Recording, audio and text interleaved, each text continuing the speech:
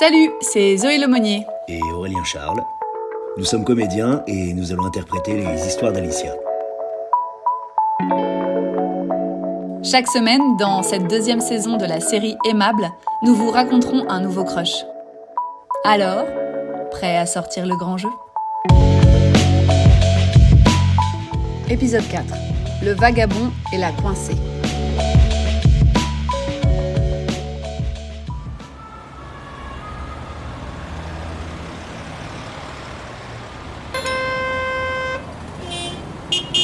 Béton, chaleur et coups de klaxon.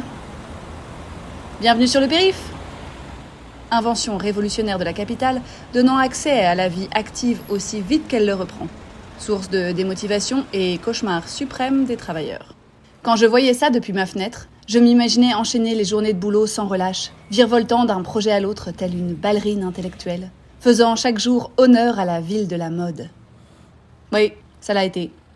Au début.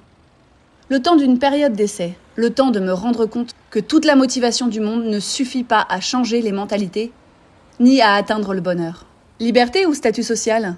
C'est le mal du siècle. Mais bon, je préfère souffrir de ça que de discrimination ou d'histoire de cœur. Dans l'enfer des embouteillages, je m'estime heureuse d'être dans la vraie vie. Tu as reçu un SMS. Tu veux le lire ? Vas-y, annonce la couleur. Un appel à projet pour demain matin ? Ou une énième réunion flash ? Non, ça vient d'un numéro inconnu. Et ça dit... Dis donc Alicia, tes petits regards en coin pendant la réunion ne m'ont pas... Je vais le lire moi-même, fais voir. Ce moment fait partie de ceux où je regrette profondément de devoir faire appel à l'auxiliaire de vie pour ouvrir mon smartphone. L'ère des sextos m'oblige à adopter très vite un autre fonctionnement.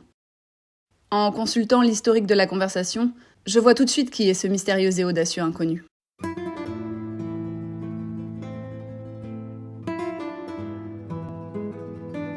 Le ton posé, le regard en coin, et cette façon si singulière de rouler sa cigarette comme s'il ne devait rien à personne.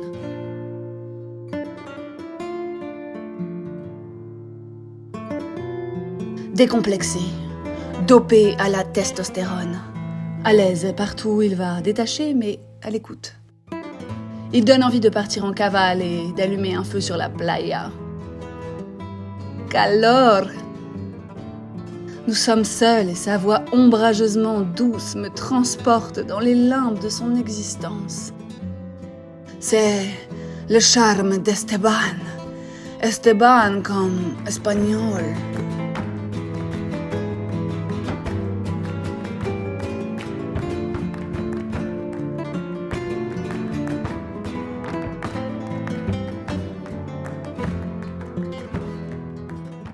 Ouais. Tellement séduisant que je me suis retrouvée 3 fois dans la même pièce que lui sans jamais penser qu'il pourrait y avoir un feeling.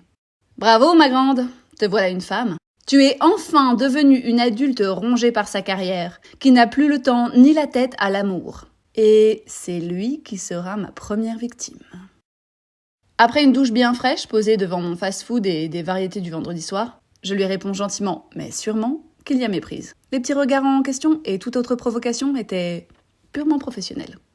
S'il croit que je suis immature au point de croire à ses belles idées et à sa petite phrase d'accroche tirée de La drague pour les nuls, il rêve. Je fume, je bois, je gagne autant d'argent que j'en dépense. Alors, franchement, s'il n'a rien d'autre à proposer, je lui dirai bye bye. Tiens, je vais même lui dire tout de suite. Ou demain. Ouais, c'est bien demain.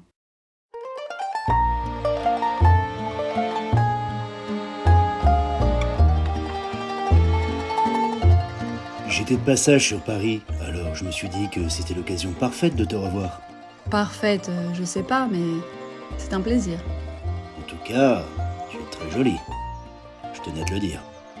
Je souris en coin. Venir à ce rendez-vous, ça me coûte environ 2 heures de télétravail, soit 2 heures à rattraper ce soir. Soit 29,98 € net. Alors, ça reste correct. Mais il va falloir un peu plus qu'un coca et un compliment préfabriqué pour rentabiliser. Il fait beau, la ruelle est animée.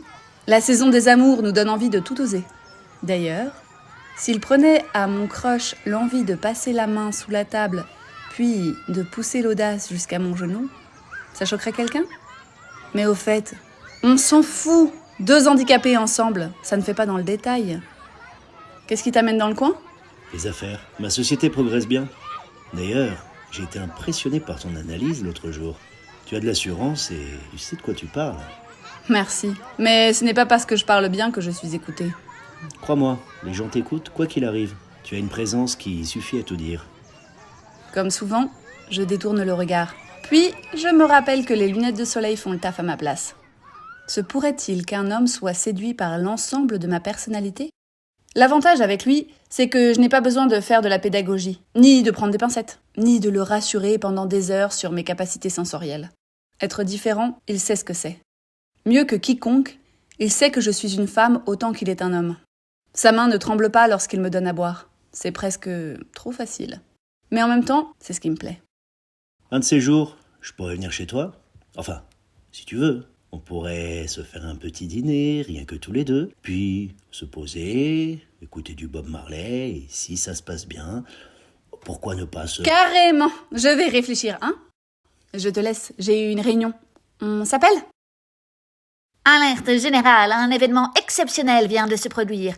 Alicia met fin à un rendez-vous galant osant abandonner l'homme à son désir, en plein soleil, sans promesse ni réconfort. Sous vos applaudissements! De retour au bureau, je suis tiraillée. Ma chaudasse intérieure fait la gueule, tandis que ma conscience se jette des fleurs. J'ai peut-être raté une occasion en or, mais au moins, j'ai agi à la hauteur de la femme que je veux devenir. Désirable et désirée. Respectable et respectée. Finalement, Esteban disparaît de la circulation. Match nul. Il réapparaît 6 mois plus tard, comme par magie. Apparemment, ce n'est pas assez long pour mériter des explications. Ça tombe bien? Je n'ai pas envie de savoir où il était, ni ce qu'il a fait. Maintenant, 2 options possibles. Soit il embellit mes week-ends, du moins ce qu'il en reste, soit il me laisse tranquillement bosser, gérer mes projets et organiser mon voyage à Venise. Ça fait longtemps. Alicia, je t'ai pas oublié, tu sais. Bon, ma vie a été compliquée ces derniers temps. Tu m'en veux pas? Esteban, si seulement j'avais le temps de t'en vouloir. Comment vas-tu? Et nous voilà repartis dans un engrenage de sous-entendus et de fantasmes inaboutis. Youhou! Le vagabond se dit doué. Il veut de la passion et vite. Et ça me fait rire. Chérie, tu es bien prétentieux. Mon lève-personne est le seul à me faire monter au 7e ciel. Et si tu continues à te défiler, je crains qu'il ne soit pas détrôné de sitôt. Mais je lui laisse une chance. Un dîner, ça n'engage à rien.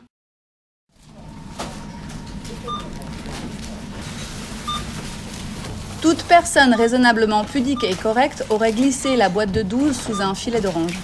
Mais je dois m'en remettre à l'auxiliaire qui la balance bien en évidence sur le tapis de caisse, juste avant le gingembre en poudre et la crème fouettée. Enfin, depuis le temps, je n'ai plus de secret pour ce supermarché. La caissière frôle la WC, alors que je lui souris. On n'est jamais trop prudent, hein, dis-je, fière d'avoir appris le b.a.-ba. Et de secouer un peu les esprits étriqués, je l'avoue. Finalement, le gingembre finira dans mon poulet du dimanche et la crème fouettée dans mes poignées d'amour. Car Señor Esteban est, paraît-il, retenu ailleurs. Ah, lâcheté quand tu nous tiens. Je l'oublie aussi vite qu'il disparaît. Encore une fois. Jusqu'à ce jour de 2021 où il m'apparaît de nouveau. Mais cette fois comme un ami. Quelqu'un dont je me sens proche. Par la différence, la force de conviction et l'engagement pour la dignité des êtres humains. Nous passons des nuits entières à parler de notre enfance, nos lectures, nos morceaux préférés. Dans la conversation, il m'apprend qu'il n'a plus 1, mais 3 enfants. Calcul mental, voyons. 2 ans moins 9 mois moins 12 mois égale... Arnaque! Son petit dernier était en route quand on s'est rencontrés. Pas très classe tout ça. Mais qu'importe, maintenant qu'on est potes. Dans notre relation comme dans sa vie, le vagabond s'égare parfois. Il me laisse entendre qu'il voudrait plus, sans jamais prendre le taureau par les cornes. Et je laisse la possibilité ouverte jusqu'à ce que je comprenne les vraies raisons de son investissement soudain. Révélé dans un message plutôt inattendu. Ma belle, J'ai vraiment besoin de ton aide. Ça m'embête de te demander ça, mais j'ai des problèmes et je n'ai pas suffisamment d'argent pour me payer un bon avocat. Si tu pouvais faire un geste, je t'en serais éternellement reconnaissant. Je sais que j'ai pas toujours été honnête avec toi, mais c'est l'occasion de me montrer que tu tiens à moi. Ça alors. Dois-je rire ou pleurer? Pleurer pour lui ou pour moi? Ni l'un ni l'autre. Je dois seulement répondre vite et bien. Esteban, je ne sais pas ce qui s'est passé, mais je suis désolée pour toi. Néanmoins, je pense que la meilleure façon que j'ai de te soutenir, c'est de te soutenir dans l'apprentissage de tes erreurs. Et j'en ferai autant. Dès lors, le vagabond fut aux abonnés absents, et la coincée jamais plus ne crut au prince charmant.